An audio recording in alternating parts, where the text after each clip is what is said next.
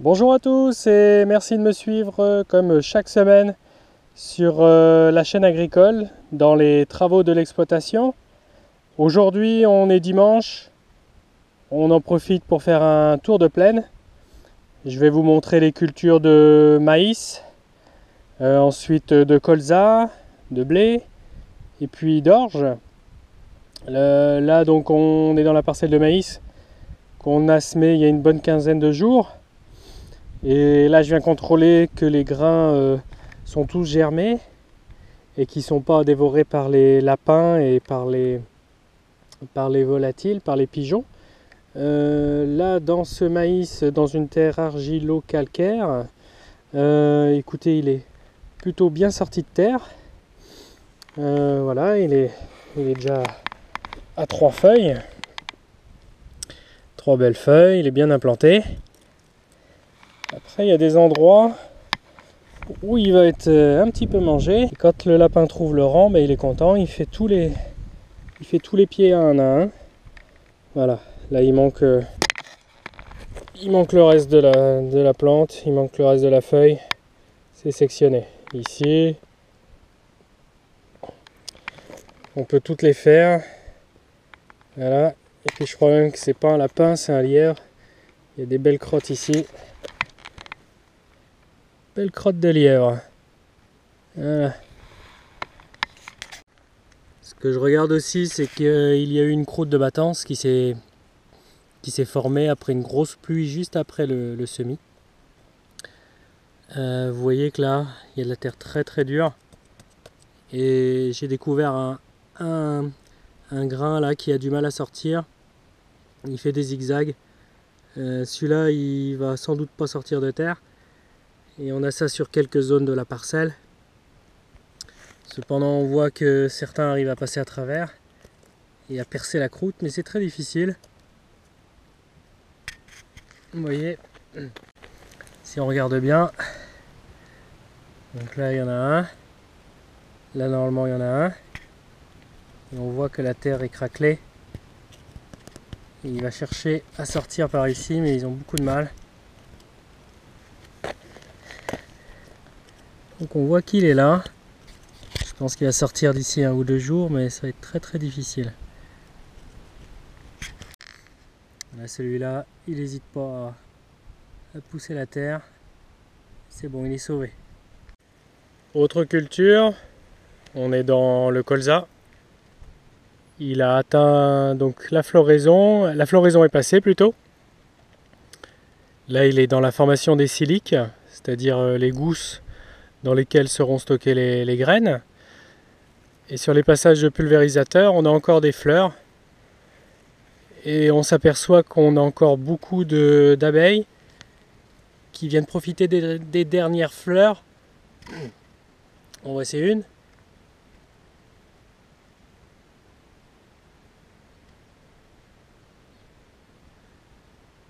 Alors il n'y a pas que des abeilles. Il y a d'autres insectes que je ne connais pas l'existence, que je ne connais pas le nom, et qui sont pourtant là en train de polliniser les fleurs de colza. Un autre insecte que l'on préserve dans les cultures. Donc là, encore une abeille avec son pollen sur les pattes. Elle vient se mettre à côté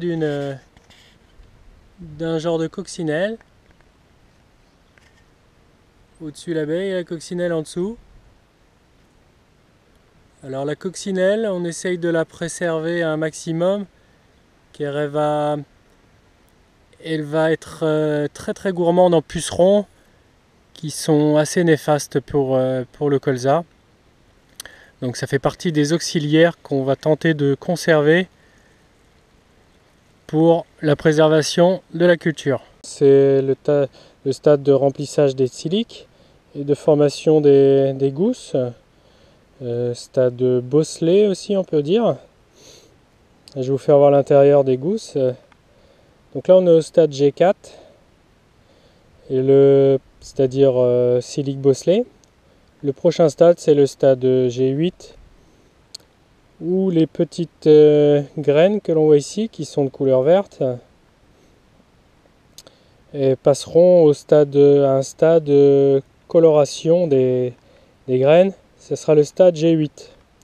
Donc elles se coloreront en noir.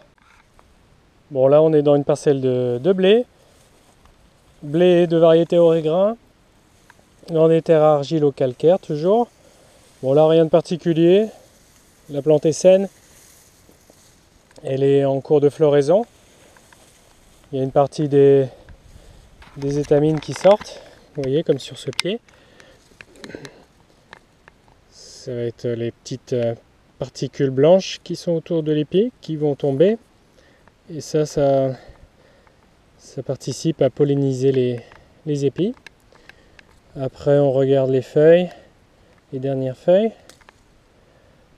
Bon, là, rien de particulier. Il y a une petite larve. Je ne sais pas très bien ce que c'est. Sinon, au niveau maladie, tout est contrôlé. Toutes les dernières feuilles sont saines. Pas de taches, elles sont absolument vertes. Donc là, ce qu'il faut surveiller pendant la floraison, ça va être le risque fusariose. C'est s'il y a des fortes pluies autour de la floraison. Donc là, a priori, en ce moment, on est le 17 mai. Il n'y a pas eu de fortes pluies dans les 7 derniers jours et ils n'annoncent pas de fortes précipitations dans les 7 prochains jours. Donc pas de risque particulier sur la culture, pas d'intervention à faire. Changement de culture, on est dans une orge brassicole de variété étincelle. Là, elle a passé la floraison depuis un moment.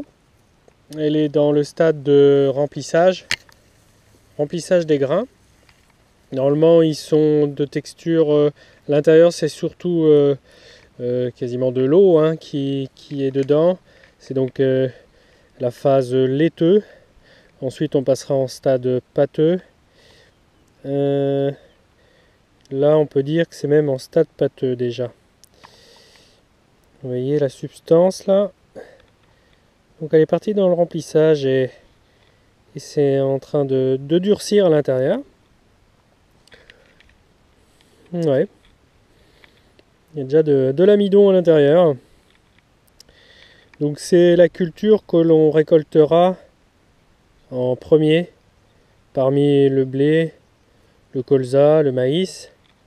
Ça, vers le 20 juin, on pourra la récolter, donc dans un mois. Je voulais vous montrer quand même la luzerne aussi dans le tour de plaine. Là, vous avez la luzerne sur la gauche qui a été coupée. Et ici qui reste à couper, on va la couper cette semaine.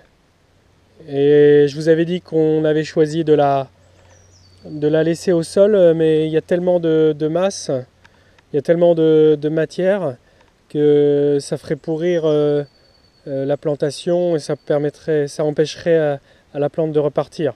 Donc on a choisi de la faire enlever par un éleveur. On lui a vendu. Il y a énormément de végétation, ça représente plus de 5 tonnes de matière à l'hectare. Cette luzerne qu'on destine à vendre la semence, à cultiver les graines donc au mois de septembre. Là voilà, donc ça on va la couper cette semaine. Et là ici c'est la coupe qui a été faite la semaine dernière. Vous voyez qu'elle repart déjà. C'est très productif en matière. Voilà, je vous souhaite une bonne journée. C'était le tour de plaine du mois de mai. Et je vous dis à la prochaine. Salut!